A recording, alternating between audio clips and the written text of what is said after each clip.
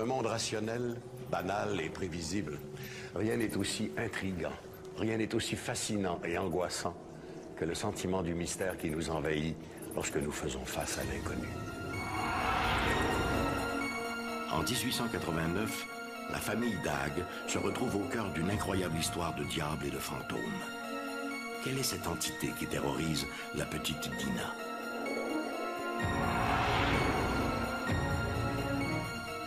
En janvier 1969, en soirée, un prêtre se présente à la résidence des Saintonges, une famille pieuse de la paroisse. Ce qui l'y attend le marquera à jamais.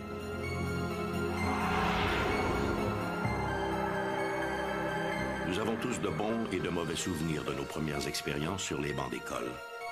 Rien de plus banal, sauf quand votre école est hantée.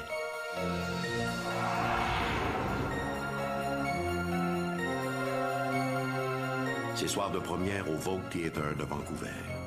Quelque chose dérange dans ce tableau. Y aurait-il pas un invité indésirable dans la salle? Chaque mystère recèle sa part d'inconnu. Rien n'est si angoissant et fantastique que l'inconnu. Ici Michel Dumont. Bienvenue à Dossier Mystère.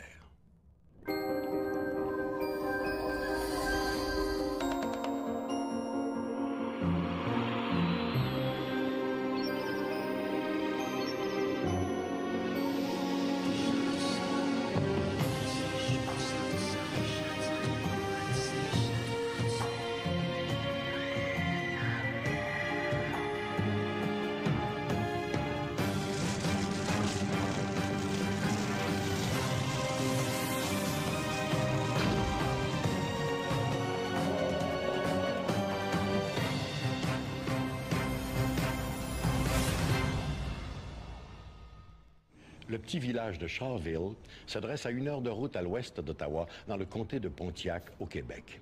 À la fin du 19e siècle, cette communauté était majoritairement composée de fermiers et d'éleveurs. L'un d'entre eux, George Dagg, s'est retrouvé bien malgré lui au centre d'une affaire étrange qui, plus d'1 siècle après les événements, continue d'alimenter la controverse. En 1889, la famille Dagg habite une ferme modeste située à 7 km du village de Shawville. Au moment des événements, la maisonnée compte 6 personnes. George Dagg et sa femme Susan, leurs 2 enfants, Mary Susan et Johnny, ainsi que leur fille adoptive, Tina McLean, 11 ans, et un aide de ferme prénommé Dean. Dans la matinée du 15 septembre, le jeune Dean trouve un billet de 5 $ qu'il s'empresse de remettre à George Dagg.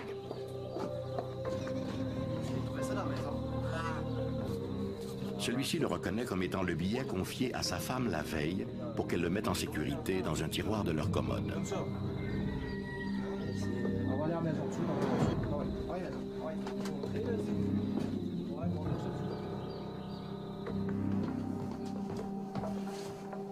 Intrigué, George vérifie lui-même le contenu du tiroir et constate que le billet de 5 $ a effectivement disparu. Il note aussi qu'un autre billet de 2 $ est manquant. Il entreprend alors de fouiller la chambre du garçon, où il ne tarde pas à trouver le billet de 2 $. Puis, le même jour, Susan Dagg trouve des excréments dans un réduit. Évidemment, les soupçons se portent d'emblée sur le pauvre Dean. Confronté, l'adolescent nie avoir volé l'argent et jure n'avoir rien à voir avec les immondices trouvés. George Dagg n'en croit pas un mot. Il décide d'amener le jeune Dean chez le magistrat de Shawville pour qu'il s'explique au sujet de ses comportements. George et Susan Dagg étaient des gens respectés. Un couple de fermiers qui avait 2 enfants. Ils prenaient aussi soin de Dinah, une petite orpheline.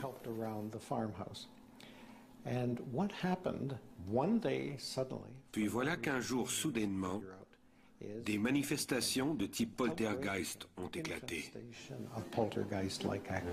Durant l'absence de son mari, Susan Dagg trouve de nouveaux excréments qui, elle en est certaine, n'étaient pas là un moment plus tôt.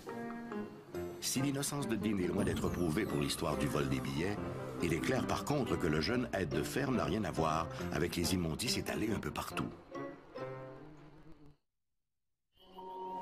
Dans les jours qui suivent, des meubles se mettent à se déplacer d'eux-mêmes.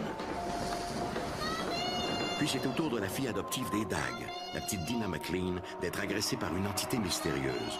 De sa chambre, elle hurle qu'on lui tire les cheveux. Sa mère accourt à son chevet, constate que sa tresse de cheveux a presque entièrement été arrachée. Les manifestations continuent de se concentrer surtout sur la petite Dina.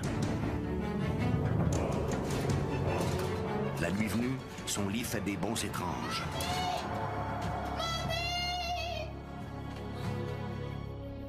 Ses draps sont tirés par des mains invisibles. Dina est réveillée par des murmures et affirme avoir vu une forme noire et menaçante, une entité à forme humaine avec une tête de vache. L'enfant jure entendre des voix qu'elle est seule à percevoir.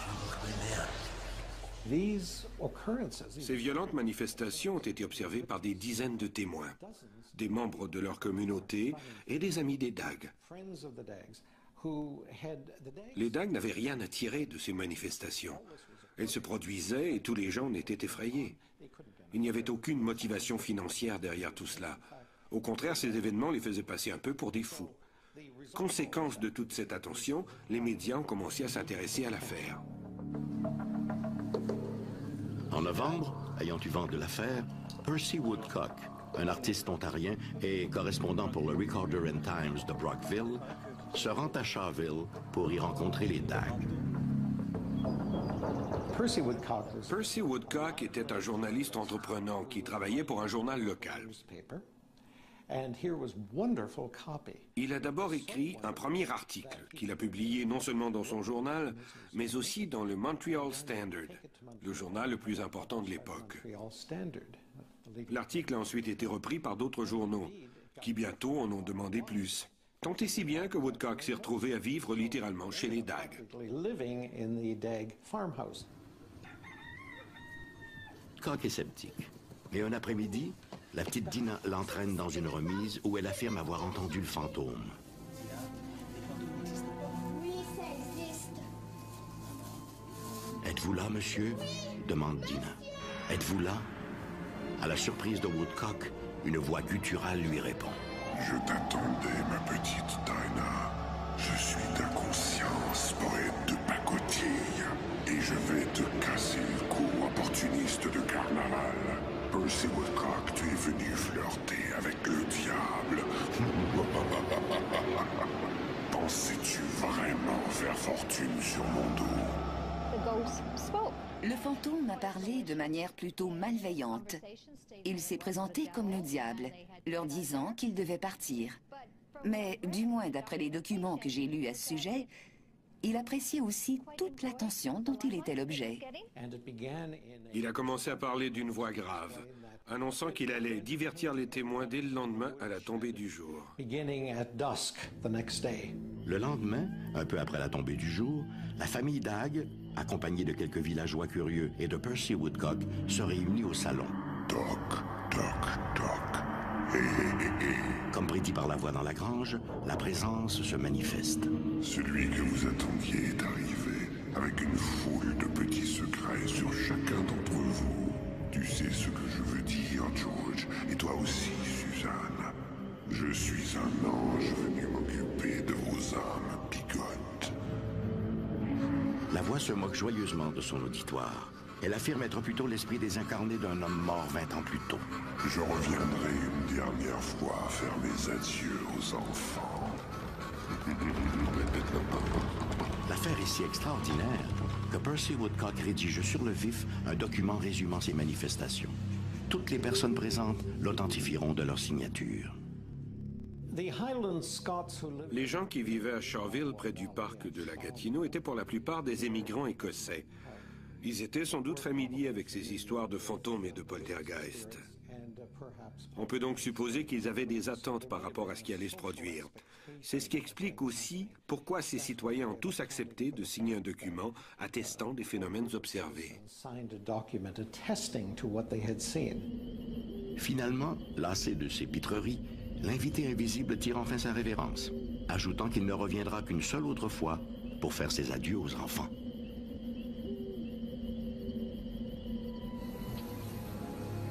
Le lendemain, Tina, excitée et confuse, rentre précipitamment à la maison.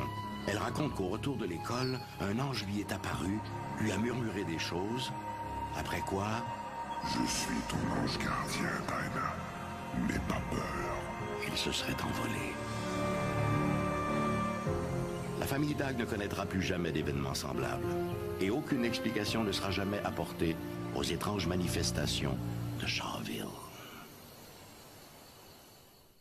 En 1957, l'Office national du film du Canada a produit un court-métrage sur le poltergeist de la famille Dagg, The Ghost That Talk, le fantôme qui parlait.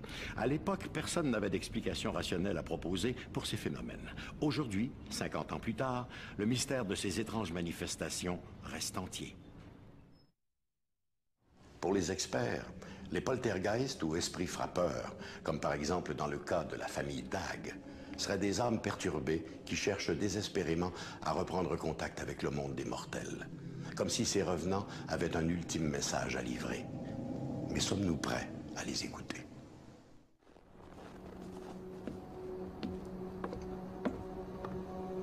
Actonville. En cette soirée de janvier 1969, l'abbé Claude Léveillé se présente au domicile de la famille Saint-Onge.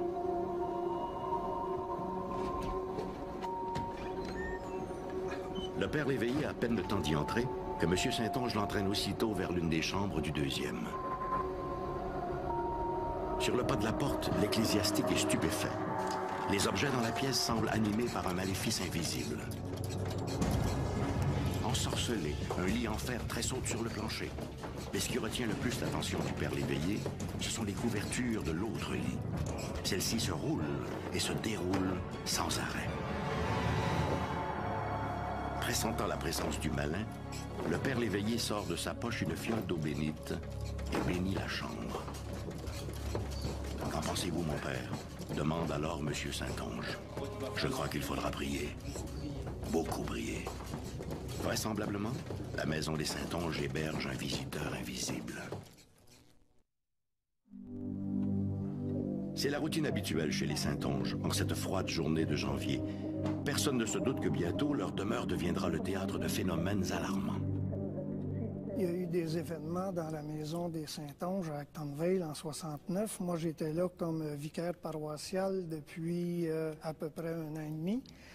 Et ce qui est arrivé, c'est que 3 soirs consécutifs, nous avons reçu un appel au presbytère et un prêtre est allé chez la famille Saint-Onge pour constater, avec d'autres personnes, que les meubles bougeaient, les draps de lit se promenaient, les armoires se vidaient. Il y a un cadre de Notre-Dame du Perpétuel Secours qui a fait du planning puis qui s'est drôlement déplacé. Enfin, toutes sortes de choses dans ce genre-là. Tout a débuté sur le coup des 19 heures. Dans la cuisine, un cadre représentant Notre-Dame du Perpétuel Secours se décroche du mur et se déplace dans la pièce sans se briser. Dans les chambres, une force immatérielle vide le contenu des commodes et arrache toute la literie des matelas. Au salon, même maléfice, alors que des meubles se mettent à bouger sans que personne ne les ait touchés. En moins d'1 heure, la maison ressemble à un véritable champ de bataille. Ne sachant que faire, M. Saint-Onge décide d'appeler au presbytère. La famille Saint-Onge, c'était une famille qui était, sur le plan religieux, très pratiquante. Et puis, M. Saint-Onge, en particulier, était le gérant du cimetière.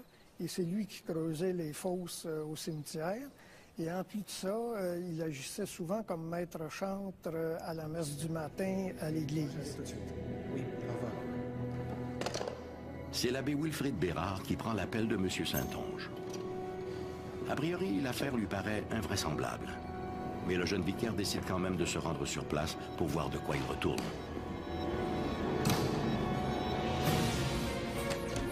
Dès son arrivée, le père Bérard, stupéfait, voit les armoires de la cuisine s'ouvrir et se refermer d'elles-mêmes.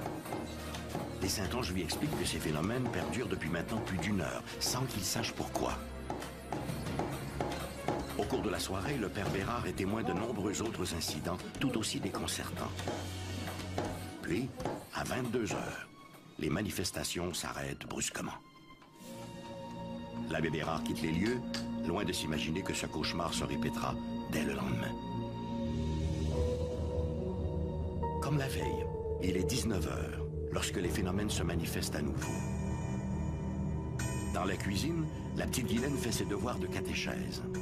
Soudain, le cadre de Notre-Dame du Perpétuel Secours se décroche et va choir au pied de la fillette qui laisse échapper un cri de stupeur. Visiblement, un mauvais sort s'acharne sur la famille Saint-Onge. Cette fois, c'est l'abbé Léveillé qui est appelé en renfort.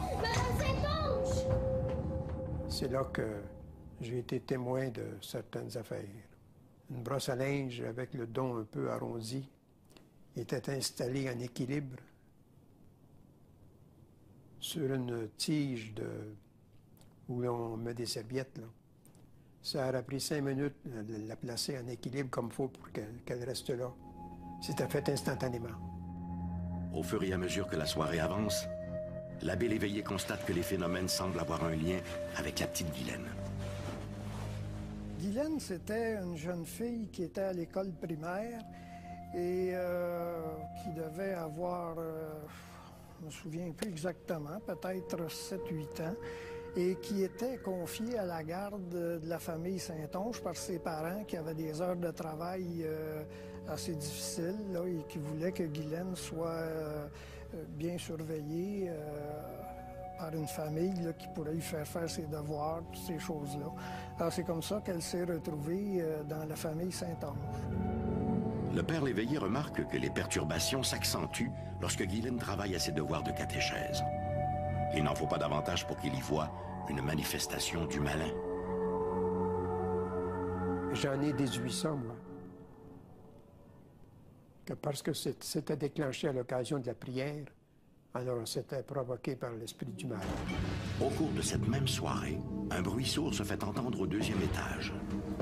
Les Saint-Onge y accourent pour constater qu'une petite table a été renversée. Alors qu'ils s'affairent à replacer le meuble, les draps d'un des lits sont projetés sur le plancher. Il est presque 22 heures et, subito, comme la veille, les manifestations cessent. Le 3e soir, c'est moi qui étais de garde au bureau et j'ai reçu l'appel. Et M. Saint-Onge, selon son habitude, me dit au téléphone, il dit « Viens dans la maison », il dit « Le diable est dans la cabane ». L'abbé Bernier se rend donc chez les Saint-Onge, accompagné de 2 autres vicaires. Eux aussi sont témoins de l'envoûtement inexplicable du tableau de Notre-Dame. Ce qui m'a le plus frappé, c'est qu'à un moment donné, il a fait un bout de chemin, il a comme plané, puis il est allé s'accrocher après la poignée de la porte du salon. Là, j'ai dit, il y a un problème. Il y a un problème. Et des fois, il tombait de côté, il allait se placer ailleurs. À un moment donné, Mme Saint-Onge était fatiguée de le ramasser et de l'accrocher. Elle l'a placé en arrière d'une chaise. Elle a repoussé la chaise et le cadre s'est mis à sauter en arrière de la chaise. Bon, ça, là, j'avoue que c'est ce qui m'a frappé le plus. La deuxième chose qui m'a beaucoup frappé, c'est qu'à un moment donné, pendant qu'on était assis au salon, on a entendu un bruit comme une danse à claquettes. Ça venait de la cuisine. On regarde dans la cuisine, la table et toutes les chaises dansaient. Là, ça levait, puis ça sautait, ça dansait, là, une danse à claquettes. Contrairement à ses collègues, l'abbé Bernier jouit d'une formation scientifique. Pour lui, ce genre de manifestation relève de la superstition ou de la fraude. Il est donc confiant de trouver une explication rationnelle à ces événements. Il y avait des brosses qui étaient accrochées au mur, mais des brosses avec manches de bois et le dessus en bois. Ces brosses-là se sont mis à battre le mur. Puis ça fait ça fort, comme on dit en bon français. On est allé voir et ça a continué un certain temps, puis les brosses sont arrêtées. Quand on est sorti de la salle de bain, on dit, bon, OK, c'est fini. Là, à ce moment-là, toutes les choses qui étaient sur les tablettes de la salle de bain sont parties comme s'ils nous suivaient, mais ça tombait à terre. Et il y avait une petite table basse, carrée, à côté du bain. La table sautait dans le bain. Là, on comprend rien. Seul constat pour l'abbé Bernier, de même que pour les autres vicaires, les manifestations se déroulent entre 19h et 22h et toujours en présence de la petite Guylaine. On s'est aperçu que dès que Guylaine commençait à étudier son livre de catéchèse, il y a quelque chose qui se déclenchait. Coïncidence ou quoi, j'en sais rien, mais on a remarqué que c'est arrivé à quelques reprises. Poltergeist, by tradition, Par définition, les poltergeists sont des esprits bruyants et tapageurs. De nos jours, l'hypothèse la plus populaire veut que ces manifestations soient l'œuvre de jeunes filles ou garçons qui traversent des bouleversements tant physiques qu'émotifs. En fait, on utilise de plus en plus le terme de phénomène récurrent de télékinésie spontanée. C'est l'action de l'esprit sur la matière. Plusieurs parlent de ce phénomène comme d'une crise de nerfs, mais mentale.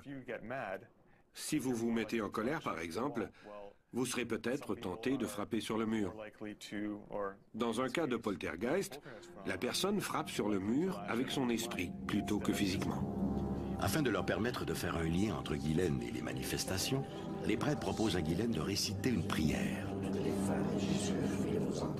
On lui demandait, fais ta prière, là. Ta prière que tu as appris en catéchèse, là, en 6e année. Là. Jésus dans mon cœur, j'ai pas peur. Elle faisait sa prière, puis au moment où elle faisait sa prière, c'est là que ça déclenchait du tapage. Voilà que le chapelet que sert la petite Guylaine lui est littéralement arraché des mains. L'incident ne fait que conforter le père Léveillé dans sa conviction. Ces manifestations portent l'empreinte du malin. Mais comme elle était chez des gens très croyants puis très pratiquants, puis ses parents n'étaient pas pratiquants, je pense. Ils ne connaissaient pas ses parents. Ça a pu avoir un conflit en elle. Enfin, vers 22h, comme lors des 2 soirées précédentes, les manifestations s'arrêtent d'un seul coup. À la différence que cette fois, l'accalmie sera pour de bon. Les Saintonges ne rapporteront plus jamais aucune autre manifestation étrange. Pour le père Normand Bernier, le scientifique du groupe, ces manifestations demeureront une énigme.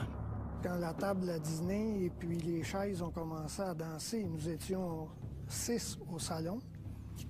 Et ça a commencé, il n'y avait personne dans la cuisine.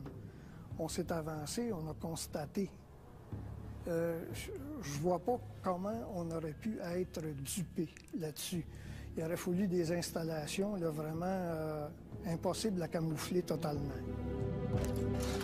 Au-delà de ces constats, il n'existe aucune explication au phénomène observé chez les Saintonges au cours de ces 3 soirées de janvier 1969. Pourquoi justement 3 soirs? Pourquoi toujours entre 19 et 22 heures? Comme si l'étrange n'était pas suffisamment étrange, sans y ajouter ses singularités. L'étude des phénomènes étranges nous force à remettre en question nos croyances et nos préjugés. Évidemment, il serait plus simple de les ignorer, de jouer à l'autruche. Mais serait-ce réellement souhaitable? Après tout, l'aventure humaine n'est-elle pas liée à notre compréhension de l'univers? Et le questionnement n'est-il pas la locomotive de la connaissance? Les autres, le 6e sens, Poltergeist, Amityville. Tous ces films nous racontent de terrifiantes histoires de fantômes. Et s'ils ont connu un tel succès au box-office, c'est parce que beaucoup d'entre nous aimons avoir peur. Du moins confortablement installés devant un écran de cinéma. Il en serait sans doute tout autrement si ces visiteurs d'outre-tombe se présentaient à l'improviste dans nos écoles.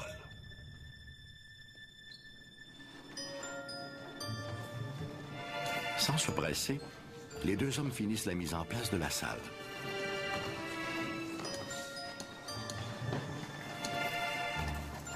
Dans le local au dernier étage, le concierge et son assistant ont aligné une 60aine de chaises. Une matinée d'information avec projection audiovisuelle y est prévue pour le lendemain matin. Dernier détail, les hommes descendent les stores qu'ils brochent une fois en position.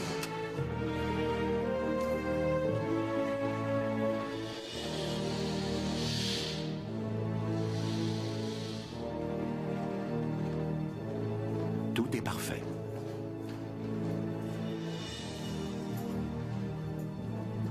Les employés quittent la pièce en prenant soin de bien refermer la porte derrière eux.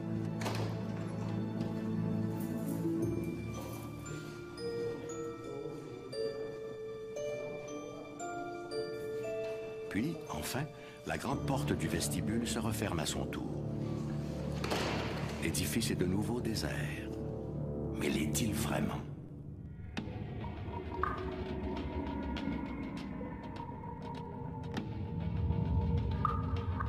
Le moindre craquement, le moindre bruit résonne avec écho dans les pièces désertées. Peu à peu, les ténèbres envahissent l'école inanimée. Un froid glacial se glisse dans l'école. Puis au second, dans la salle de projection, un vacarme vient troubler la quiétude des lieux.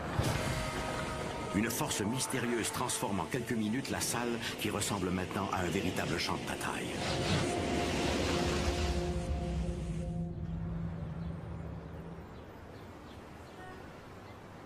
Construite en 1904, l'école de l'avenue McKay abrite aujourd'hui les archives et le musée de l'éducation publique d'Edmonton. Le bâtiment actuel se dresse exactement là où, en 1881, a été construite la première école publique de district de l'Alberta et des territoires du Nord-Ouest. Historiquement, l'école de l'avenue McKay est la première école en briques construite à Edmonton. Le bâtiment a aussi abrité la première assemblée législative de l'Alberta. C'était au tout début du XXe siècle. À partir de 1912, la population d'Edmonton a augmenté à un tel point qu'il a fallu doubler la capacité de l'école. C'est à cette époque que cette section a été ajoutée, toujours aussi glorieuse. À son apogée, en 1916, l'école comptait 456 écoliers. Ensuite, la population estudiantine n'a cessé de décroître. En 1983, faute d'étudiants, l'école a été fermée. Certains de ses élèves sont devenus des personnalités du monde des arts, des affaires et de la politique. L'acteur Leslie Nielsen, le juge Ronald Markland de la Cour suprême et l'ancien président de la Ligue nationale de hockey, Clarence Campbell, sont du nombre. Malgré son changement de vocation, l'école de l'avenue McKay est demeurée le théâtre d'une kyrielle d'événements étranges, voire inexplicables.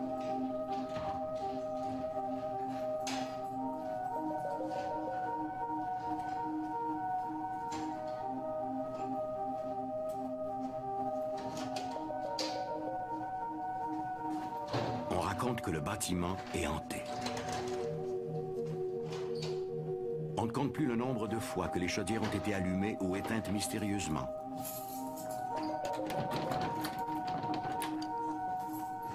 Le nombre de fois où des portes verrouillées ont été découvertes déverrouillées, ou encore le nombre de fois où des objets ont été déplacés dans l'école. Mais qui serait à l'origine de tous ces phénomènes?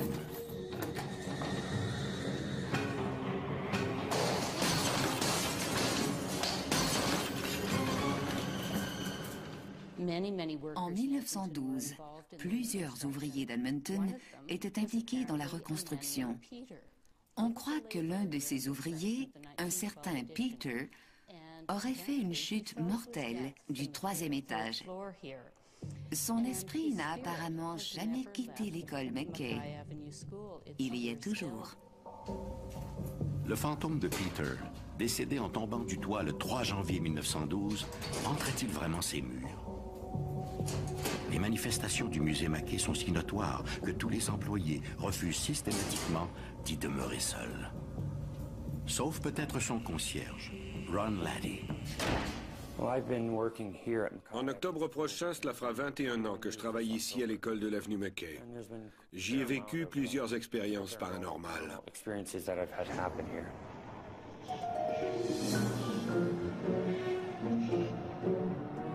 Depuis plus de 20 ans maintenant, Ron Laddie voit à la préservation des collections et à l'intégrité du bâtiment. Personne ne connaît mieux que lui le musée McKay, mais aussi ses invisibles locataires.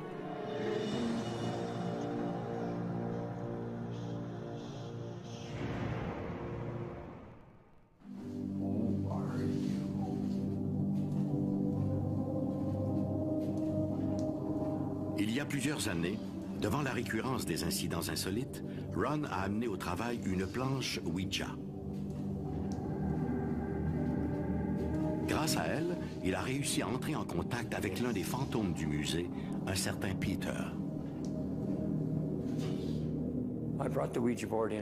Grâce à une planche Ouija, j'ai découvert que le principal fantôme ici s'appelait Peter. Il m'a dit, par le biais du Ouija, qu'il était un ouvrier et que durant les travaux de 1912, il avait fait une chute mortelle. Apparemment, il avait 3 filles, dont l'une serait toujours vivante quelque part en Californie. Malheureusement, il ne m'a jamais dit son nom de famille. Peut-être en est-il incapable. À cette époque, beaucoup d'ouvriers étaient analphabètes et ne savaient écrire que leur prénom. D'après la rumeur populaire, une demi-douzaine d'entités erraient dans l'école. Une affirmation qui ne surprend guère Ron, compte tenu du nombre de phénomènes observés. Malheureusement, seul Peter a accepté de communiquer avec lui par le biais du Ouija. J'avais l'impression que Peter n'était pas le seul esprit à hanter l'école de l'avenue McKay, ce qui m'a d'ailleurs été confirmé grâce à la planche Ouija. J'ai aussi invité plusieurs médiums qui à leur tour m'ont assuré qu'il y avait d'autres esprits ici, mis à part Peter. Ils sont plusieurs. Au fil des ans, des médiums, mais aussi de nombreux chasseurs de fantômes et des étudiants en mal de sensations fortes se sont donné rendez-vous à l'école de l'avenue McKay. Beaucoup en sont repartis avec le souvenir d'un événement perturbant.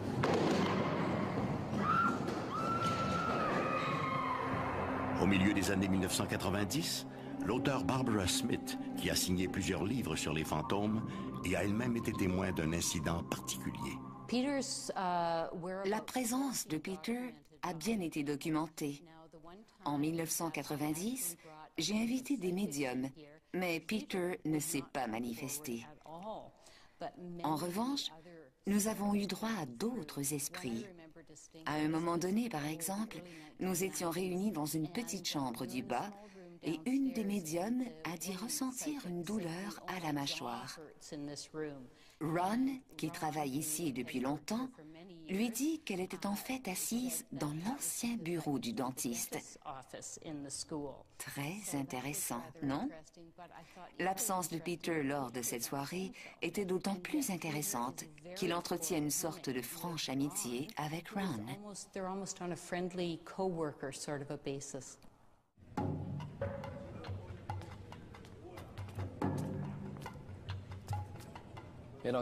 En octobre 2004, le groupe d'enquête sur les phénomènes spectraux de l'Alberta a mené une expérience avec un groupe de bénévoles qui n'avaient aucune information concernant les manifestations de l'école, sauf peut-être qu'elle avait la réputation d'être hantée. Les enquêteurs, qui préconisent une approche scientifique des phénomènes paranormaux, ont choisi une trentaine de personnes auxquelles ils ont remis un questionnaire. Ils leur ont ensuite demandé de circuler par petits groupes de 5 ou de 6. Chaque individu était invité à déambuler dans une vingtaine d'endroits et devait décrire ses impressions. Ces gens n'avaient aucune information sur ces lieux précis ni sur les manifestations rapportées. À l'issue de l'expérience, les enquêteurs du SIGA ont constaté qu'un nombre anormalement élevé de participants avait rapporté des sensations d'inconfort dans plusieurs pièces. 70% des bénévoles ont ciblé des lieux qui, effectivement, correspondaient à des endroits où des manifestations avaient été rapportées. Si ces données statistiques étaient à prévoir auprès des gens bien au fait des manifestations, rien n'aurait pu permettre de les anticiper auprès des sujets qui ignoraient tout des hantises de l'école. Pourtant, ceux-ci, dans une très forte proportion, ont ciblé les mêmes pièces. L'étude menée par le groupe SIGA ne fait qu'étayer la croyance, une certitude pour plusieurs, que l'école de l'avenue McKay est hantée. Il y a plusieurs esprits ici sur l'avenue McKay. Ils sont amicaux, ils se sentent bien et n'ont pas du tout l'intention de partir. Pour Ron Lady, les invisibles locataires de l'école font maintenant partie de son quotidien. Il faut dire que le technicien se trouve une certaine affinité avec ses visiteurs d'outre-tombe, et en particulier avec Peter. Peter a fait sa chute mortelle lors des travaux de 1912. C'était le 3 janvier. L'école originale, aujourd'hui située dans la section sud-ouest du bâtiment, a ouvert ses portes le 3 janvier 1882. Et je suis né aussi un 3 janvier. Une coïncidence pour le moins extraordinaire. Une chance sur 48 millions selon les statistiques. Mais est-ce une preuve? C'est une tâche impossible que de convaincre un sceptique que les esprits existent et vice-versa. Il faut vivre et laisser vivre. À mon avis, l'école McKay est un très bel édifice et les esprits continuent sans doute d'y vivre. Peter assiste probablement à cette entrevue et cela me réconforte beaucoup. Enquêter sur des manifestations comme celle de l'école de l'avenue McKay, c'est également plonger dans l'histoire. La quête pour trouver l'origine de ces apparitions révèle parfois des détails historiques méconnus et peut, à l'occasion, nous permettre de distinguer la fable de la vérité historique. À condition, bien entendu, de savoir chercher. À en croire la littérature, le Canada compterait des centaines de lieux publics ou d'espaces commerciaux hantés. C'est le cas du Musée royal de Toronto, de l'hôtel Fort Garry de Winnipeg et du théâtre Vogue de Vancouver. Ce soir, le Vogue Theatre est plein à craquer. La critique est unanime. Unforgettable, The Music of Nat King Cole est un incontournable. Shane McPherson, qui incarne pour l'occasion le mythique crooner Mel Torme, fait son entrée sur scène. C'est avec une aisance déconcertante que McPherson exécute son numéro. Chacun de ses mouvements est appuyé par les mesures de l'orchestre dont la musique captive l'audience. Le comédien se concentre sur la chorégraphie tout en s'efforçant de donner au spectateur une impression de naturel. Quelques instants après le début du numéro de McPherson, un inconnu fait son apparition dans les coulisses.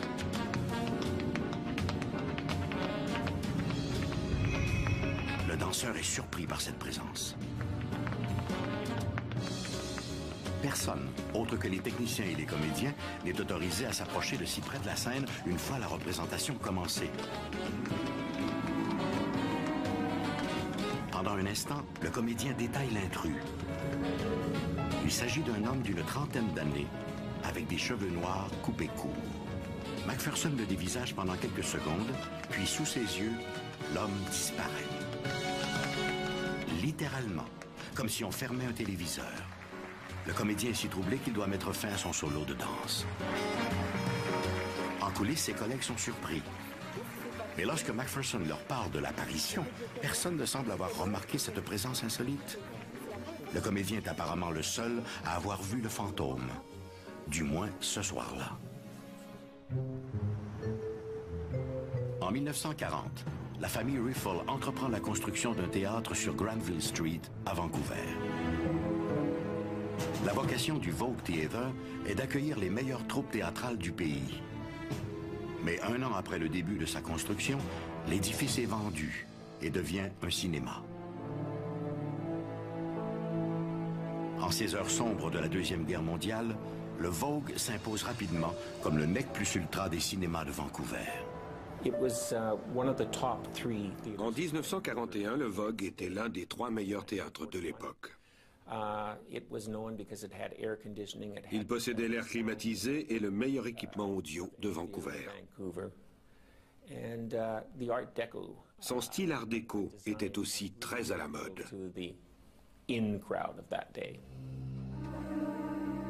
Le Vogue Theatre changera de main et de vocation artistique à quelques reprises entre 1940 et 1991, alors qu'il retrouvera enfin son rôle initial de théâtre populaire.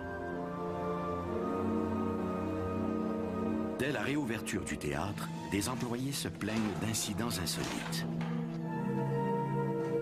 On rapporte des bruits de pas dans des corridors déserts et des portes qui s'ouvrent et se ferment toutes seules.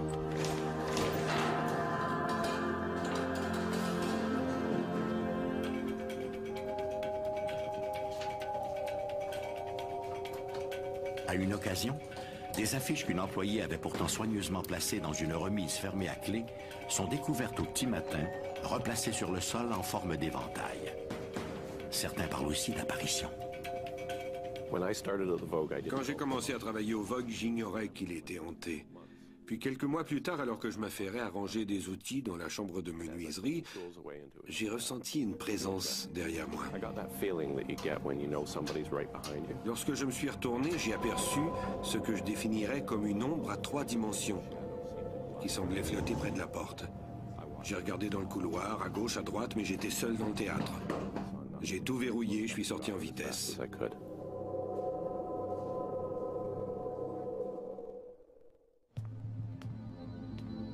Depuis 1991, les apparitions mystérieuses du Vogue se sont multipliées.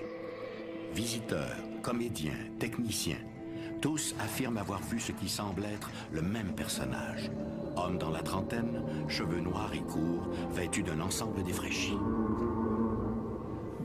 Il s'agit très certainement du même fantôme. 2 individus peuvent voir une apparition à des moments différents et à des endroits différents, mais décriront le même personnage. Un jour, alors que nous allions en groupe à la salle de projection, l'une de mes collègues est entrée pour ressortir aussitôt. Elle ne nous a rien dit sur le moment, mais quelques jours plus tard, elle nous a raconté qu'en entrant dans la cabine, elle avait vu un homme assis dans une chaise, la mi-trentaine, cheveux foncés et vêtu de couleur claire. L'homme se serait alors tourné vers elle pour la dévisager. Elle nous a confié qu'elle s'était sentie très menacée par le regard de cet homme. Dave était en bas, où il s'affairait à ranger après une représentation. C'était le lendemain de l'épisode où McPherson avait vu le fantôme sur la scène. Dave travaillait donc près de la scène lorsqu'en levant les yeux vers la salle de projection, il a vu un homme avec les cheveux courts à la mode des années 1950. L'individu était de taille moyenne et arborait de gros sourcils. Dave l'a regardé un instant, puis le fantôme a disparu graduellement.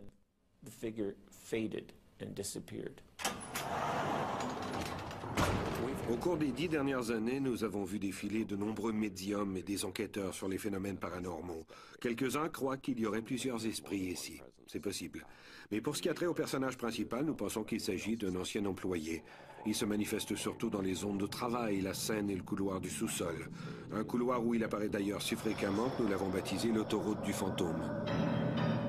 Certaines croyances populaires veulent que ces apparitions fugaces soient la réincarnation de personnages décédés en ces lieux et qui reviendraient hanter l'endroit de leur mort. Il n'existe aucune documentation concernant le décès d'un employé, ni même d'un grave accident. J'en ai parlé aux anciens gérants qui n'en savent rien non plus. Le théâtre a été construit en 1941, et au départ c'était un cinéma. On ignore ce qui a pu se passer durant la construction, mais il y a eu tellement d'employés au Vogue. On a beaucoup spéculé sur le fait qu'il pouvait s'agir du projectionniste. Bien sûr, quand quelque chose va de travers au cinéma ou qu'il apparaît un fantôme, on accuse toujours le projectionniste. Mais en réalité, nous n'en savons rien. Une autre rumeur voudrait qu'il s'agisse du spectre de quelqu'un qui vivait ici avant la construction du Vogue en 1941.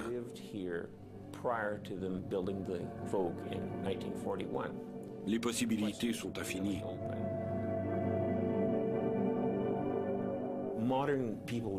Aujourd'hui, les gens qui s'intéressent aux fantômes fréquentent les cimetières.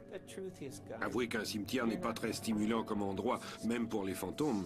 C'est un endroit extrêmement ennuyeux. Passeriez-vous vos temps libres assis au milieu d'un cimetière? Certainement pas. Vous chercheriez un peu plus d'action, et c'est peut-être pourquoi il y a tant d'histoires de fantômes dans les théâtres et dans les pubs.